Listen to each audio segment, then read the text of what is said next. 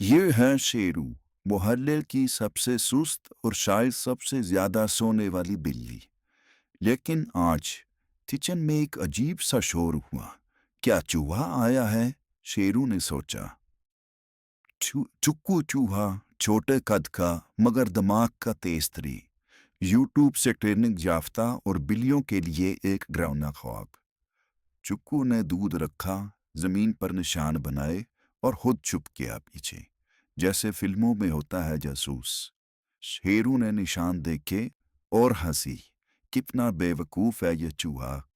پر جیسے ہی دودھ چھوا، لال مرچوں کا بم، چھینکوں کی برسات۔ چکو تو پنکھا جل رہا ہے، جوس پی رہا ہے اور سوچ رہا ہے پلان اے پرفیکٹ رہا۔ اب چکو لایا نیا ہتھیار، بلیوں کے لیے نیند آور میوزک۔